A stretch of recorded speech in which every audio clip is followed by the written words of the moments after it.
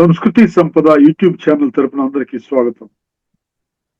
ఉపనిషద్ విజ్ఞానం అనే శీర్షికలో శ్రీ ఎంవి లోకనాథం గారు ధారావాహిక ప్రసంగం చేస్తున్నారు.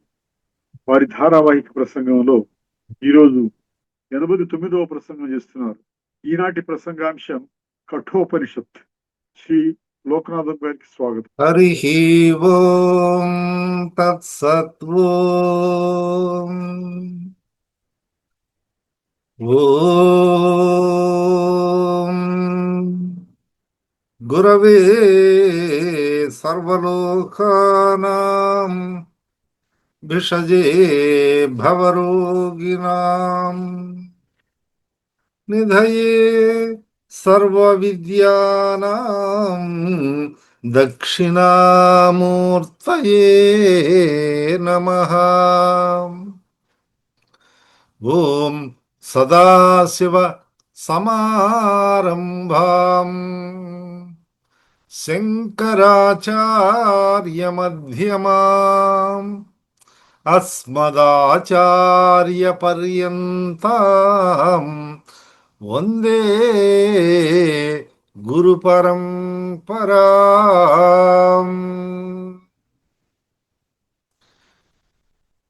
పరిపూర్ణ పరబ్రహ్మ స్వరూపులైన ప్రియాత్మ బంధువులారా, హృదయపూర్వక నమస్సుమాంజలు. మన గురుదేవుల పరంపరకు నమస్కరిస్తూ కఠోపనిషత్ గూర్చి మనము వివరించుకోబోయే ముందు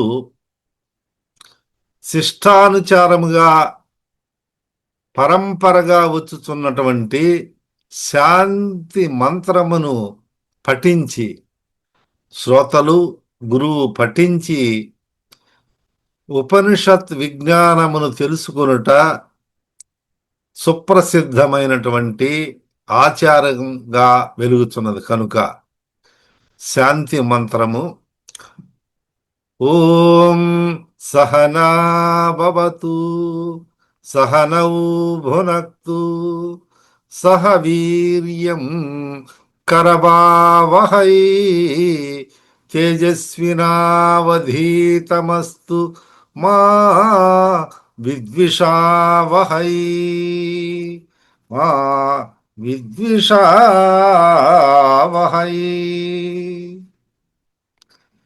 కఠోపనిషత్తుల గురించి మనము వ్యాఖ్యానం చేసుకుంటూ వివరించుకొనుచున్నాము. యజ్ఞము చేసినటువంటి వాజశ్రవుడు దానము ఇచ్చుచుండగా ఆ గోవులంతా కూడా ఎందుకు పనికిరావే అనే యొక్క బాధ చెందుతూ సర్వస్వాన్ని కూడా విశ్వజిత్ యాగములో దానము చేయవలసి ఉంటుంది కాబట్టి వాటిని ఇవ్వడం వలన తన తండ్రి సద్గతులను పొందలేడేమోనని విచారిస్తూ, నేను కూడా నా తండ్రి సంపదలో ఒక భాగమే కదా అని బాలుడైనటువంటి నచికేతుడు అడగడము, అతని తండ్రి అయినటువంటి వాజశ్రవుడు విని విననట్లుగా కార్యములో నిమగ్నుడై ఉండుట వలన పట్టించుకొనకుండా ఉంటే మరలా 1, 2, 3 సార్లు అడిగినప్పుడు కోపముతో మృతవే త్వాం దదామి ఇది అన్నాడు. నీకు మృత్యవే, యమునికు, యమధర్మరాజుకు నిన్ను దానమిస్తున్నాను, ఇచ్చెదను అని చెప్పాడు. లోకములో ఏ తండ్రి కూడా కావాలని మృత్యుదేవతకు ఇవ్వరు. వేరే వాళ్ళకి ఇవ్వచ్చు, ఒక గురువుకి ఇవ్వచ్చు, లేదా ఒక ధార్మిక సంస్థకు అధికారిగానో సన్యాసిగానో పంపవచ్చు, పంపిడి వారలను మనం చూసినాము. కానీ మృత్యుదేవతకు, మృత్యువునకు నిన్ను ఇస్తాను లేదా ఇచ్చి పంపిన వాళ్ళను మనము బహుశా ప్రపంచంలో ఎక్కడా చూడలేదు, విని ఉండలేదు కూడా. కానీ ఇక్కడ ఆ మాటను, పితృవాక్య పరిపాలనను సంపూర్ణంగా అనుసరించాలనే యొక్క భావముతో, నియమ నిబంధనలను పాటిస్తూ, మరి బాధతో అయినా కూడా పట్టు వదలకుండా నచికేతుడు నన్ను పంపు అని చెప్పిన దాని వలన ఇతను పంపేదానికి, యముని దగ్గరికి పంపేదానికి ఉద్యుక్తుడైతాడు. అంతవరకు మనము తెలుసుకున్నాము. అలా చెప్పినప్పుడు నచికేతుడు తనలో తాను అనుకొనుచున్నాడు. ఏమని అనంటే, అరే, మా తండ్రి నన్ను యమధర్మరాజుకు, మృత్యువునికి ఇస్తున్నాడే, ఏమిటి ఇది అని ఒక ఇంట్రాస్పెక్షన్ అంటారే, ఆత్మావలోకనము, తనలో తనను గురించి తలపోస్తున్నాడు. ఎందుకు చెప్పినాడు? మరి నా వల్ల ఏమన్నా మృత్యువుకు నేనేదన్నా చేసే పని ఉందా అని ఆలోచిస్తూ ఉన్న ఈ మంత్రములో బహూనానేమి బహూనామేమి ప్రథమో బహూనామేమి మధ్యమః కిం స్విద్ యమస్య కర్తవ్యం యన్మయాద్య కరిష్యసి.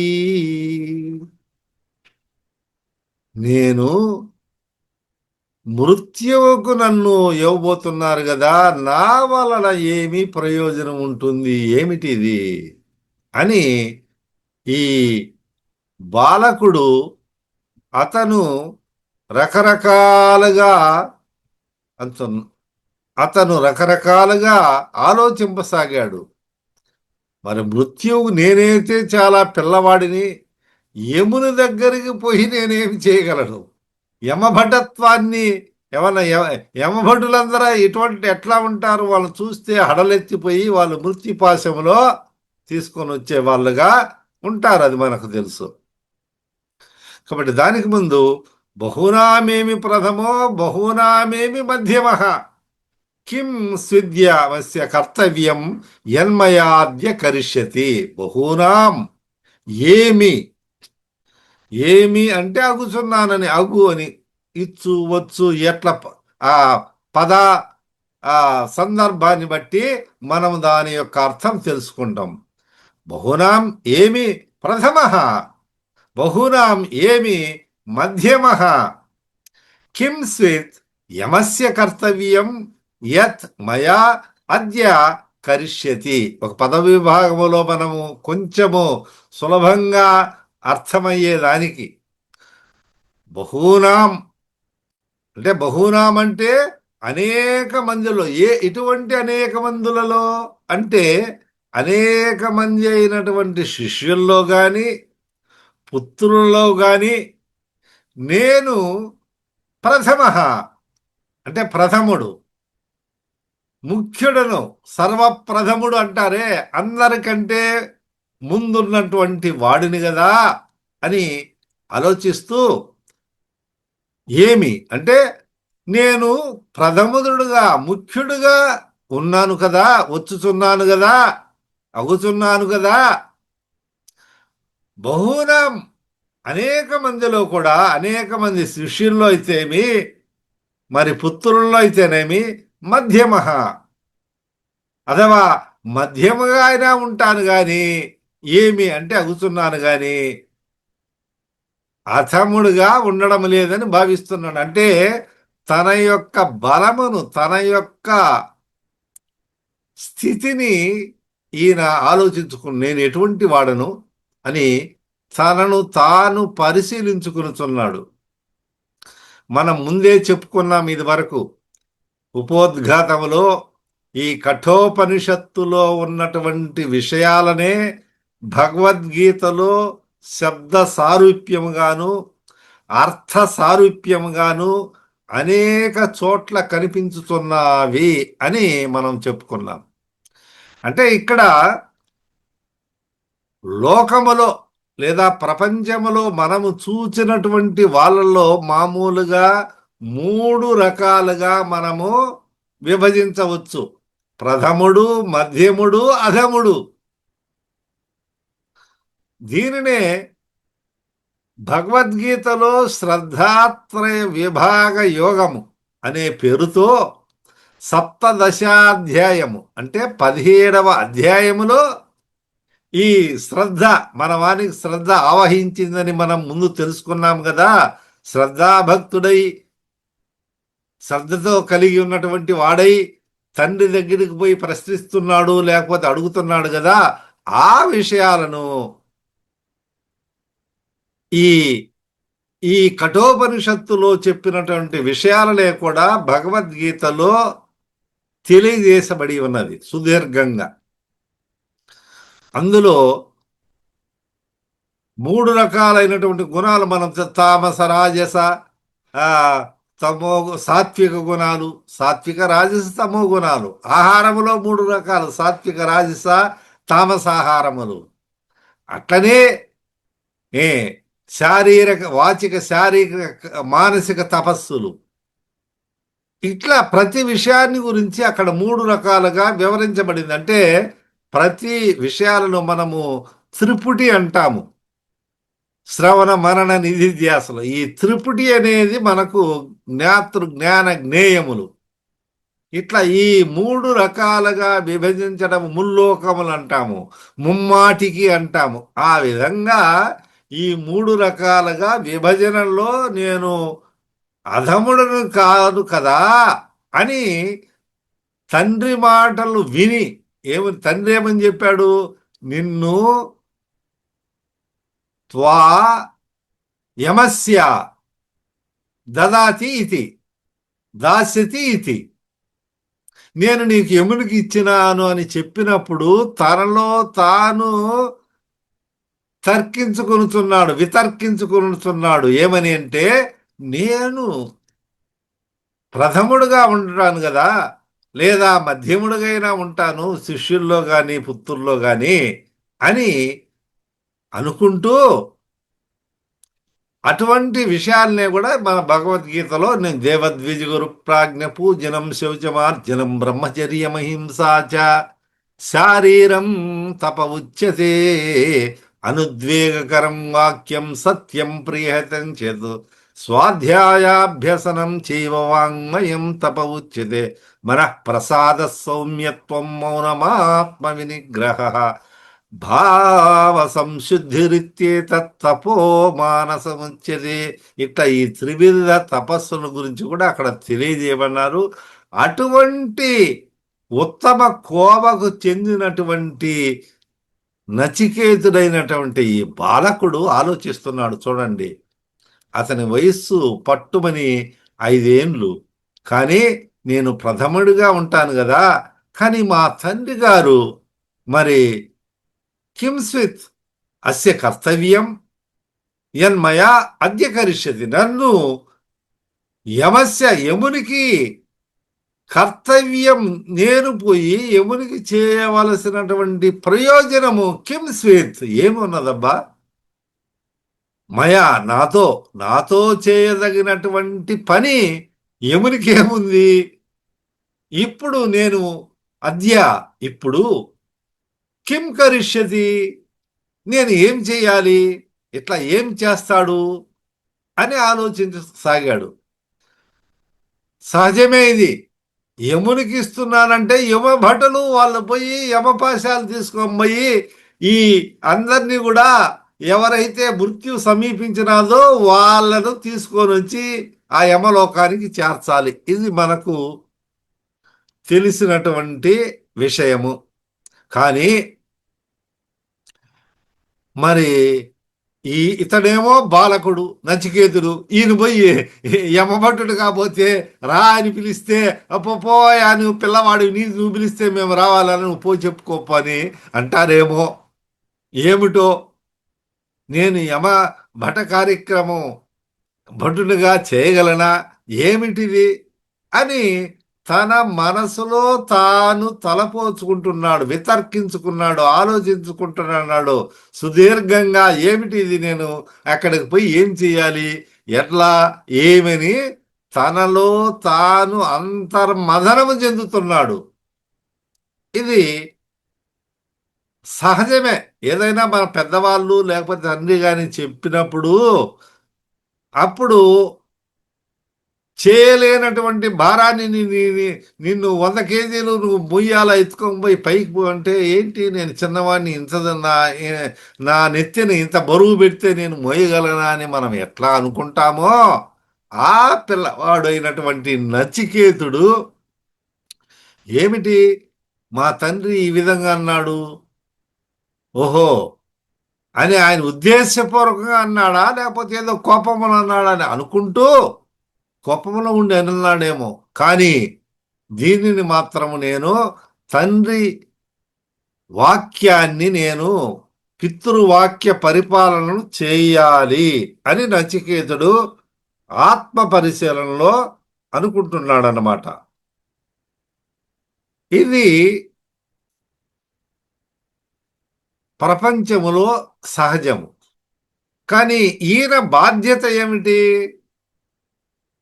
ఈ పిల్లవాడు యమలోకానికి ఎట్లా పోవాలి, ఏమి ఇవన్నీ ఉన్నాయి కదా. ఏ పక్కనున్న ఊరికి పోయి రమ్మంటే లేకపోతే పక్క వీధికో పాఠశాలకో అది పొమ్మంటే పోయి రావచ్చు. కానీ యమలోకము దారి తెలుసా, ఆయన ఏమన్నా వాజేశ్వరుడు చూపించగలడా, ఏమి ఎట్లా అని తనలో తాను రకరకాలుగా అనుకుంటూ, నేను ప్రథముణ్ణి కదా, నేనేం అధముణ్ణి కాదు కదా, మరి ఇటువంటి నన్ను మరి ఆయనకి ఇస్తున్నాడు.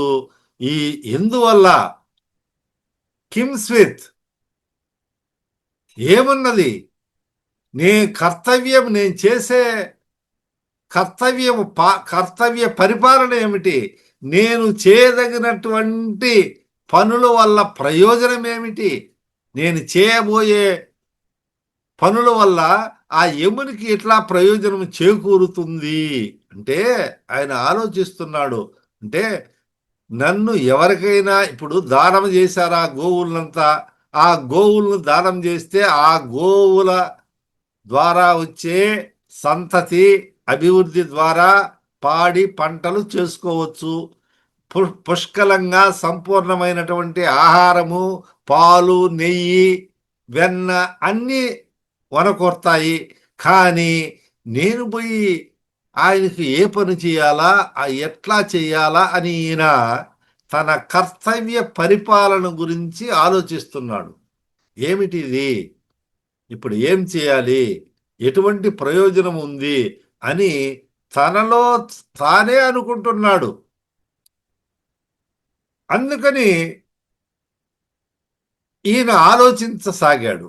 కానీ ఈ శంకరాచార్యులు వారు కూడా ఏం చెప్తారంటే, ఈ ఆది శంకరాచార్యులు మా తండ్రి తదేవం ఈ కర్మ, ఈ యాగ ఫలము సంపూర్ణం కావాలి, అసంపూర్ణమైతుంది కదా, కాబట్టి యాగము అపరిపూర్ణమైన వల్ల అది కలిగించే చెడు ఫలాన్ని నేను పుత్రుడిగా ఉండి ఆత్మ ప్రదానం చేసేనా నివారించాలి అనుకుంటాడు. యమునికి ఇస్తున్నాను అని అన్నాడు. కానీ ఈ ఫలితము, ఈ యజ్ఞ ఫలం రావాలంటే నేను వెనకం చేయకుండా, అంటే యముని దగ్గరికి పోవడం అంటే ఏమిటి, ఈ బలిదానం మాదిరి అనుకోవాలి. ఈ రోజు అంతా బలిదానం అంటారు. తర్వాత ఈ టెర్రరిస్టులు ఇవన్నీ మనం వింటుంటాం కదా, సెల్ఫ్ బాంబ్స్ ఎన్ని పెట్టుకొని వాళ్ళ ప్రాణాలను తెగించి అవన్నీ వాళ్ళు వేరే దృక్పథంలో వాళ్ళు చేస్తున్నారు. కొన్ని ఈ బలిదానం వల్ల లేకపోతే ఇటువంటి రకాలైనటువంటి అలజడిని సృష్టించేది మనం చూస్తున్నాము. ఇక్కడ మనవాడు మన నాయకుడు ఏమిటంటే, ఇది మా తండ్రి గారు చేసినటువంటి యాగం. ఈ యాగము పరిసమాప్తి సంపూర్ణ ఫలాన్ని ఇవ్వాలంటే నేను పుత్రుడిగా ఉండి ఆత్మ ప్రదానం చేసిన ఈ యొక్క కష్టమును, ఈ యొక్క యాగమును పరిపూర్ణంగా చేసుటకు నా కృషి నేను చెయ్యాలి. ఈ క్రతువు ఉందే, ఏ క్రతువు అయితే, ఏ యజ్ఞం అయితే ఉందే, అది పరిపూర్ణం చెందాలని భావిస్తాడు తండ్రి అనే ఉద్దేశంతో ఇతను అడుగుతాడు. నన్ను ఏ ఋత్విక్కుకు నువ్వు ఇస్తావు అని అంటే, అప్పుడు ఆయన నేను యముడికి ఇస్తాను అని చెప్తాడు. ఆ చెప్పిన దానివల్ల ఇతను తండ్రి ఈ మాట తండ్రి నుంచి వచ్చినది కాబట్టి ఈ తండ్రి పితృవాక్య పరిపాలనను తప్పకుండా చెయ్యాలనే సదుద్దేశంతో అతను తండ్రి దగ్గర తనలో తాను మదన పడుతూ ఏ విధంగా అయినా కూడా నేను ఇటువంటి కార్యక్రమంలో సమిధిగా అయిన యజ్ఞములో సమిధిగా అంటారే, ఆ విధంగా ఆత్మార్పణమైన చేసుకొని మా తండ్రి యొక్క మాటను నెరవేర్చి యజ్ఞ ఫలాన్ని పొందేటట్టు నేను చెయ్యాలి. పుత్రుడమైనటువంటి పుత్రునిగా నా యొక్క కర్తవ్యము ప్రథమ కర్తవ్యము. అందుకనే నేను ప్రథముడుగా, అది మనం అనుకున్నాం కదా, ప్రథముడు మధ్యముడు అధముడు 3 రకాలు. ఈ 3 రకాలలో ఏమిటంటే, ప్రథముడైనటువంటి వాడు చెప్పకనే చెప్పే పని, చేసే పని, దాన్ని చెప్పని అవసరం లేదు. ఆయా సందర్భాన్ని బట్టి చెప్పకనే చేస్తాడు. ఇంటికి అతిథి వచ్చినాడు అనుకోండి, నీళ్ళు ఇవ్వాలా, ఆసనం ఇవ్వాలా అని చెప్పి వాళ్ళు నీళ్లు అడక్కపోయినా కూడా, లేదా ఇంటిలో పెద్దవాళ్ళు నీరు ఇవ్వు అని చెప్పకపోయినా కూడా సందర్భవశాత్తు తీసుకొని పోయి ఆ గ్లాసు ద్వారానో లేకపోతే తాగేదానికి, దాహానికి తీర్చుకునేదానికి నీరిస్తాడు. అది ఉత్తముడు, ప్రథముని లక్షణం, ఉత్తముడు అంటాం.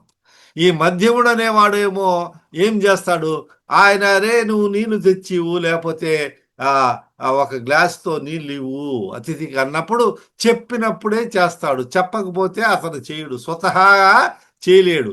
చెప్పితే చేసేవాడు మధ్యముడు. ఇంకొకరు ఉన్నారు, వాళ్ళు చెప్పినా చెయ్యరు.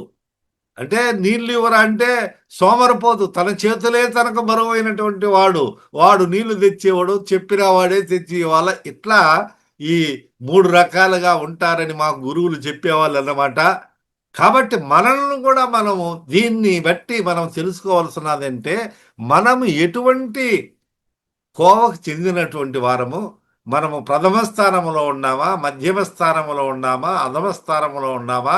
ప్రథమ స్థానానికి మనం చేరుకోవాలంటే మనం ఎటువంటి గుణగణాలను కలిగి ఉండాలనేది శ్రోతలంతా కూడా గమనించుకోవాలి. అది ముఖ్యము.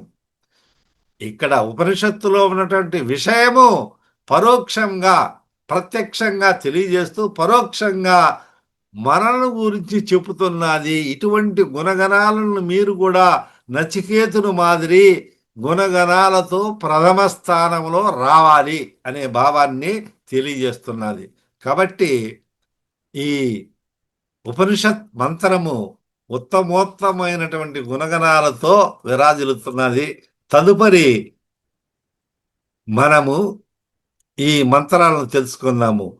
ఓం సహనాభవతు సహనౌ భునక్తు సహ వీర్యం కరవావహై తేజస్వినావధీతమస్తు మా విద్విషావహై. ఓం శాంతి శాంతి శాంతి. హరి ఓం తత్సత్వం.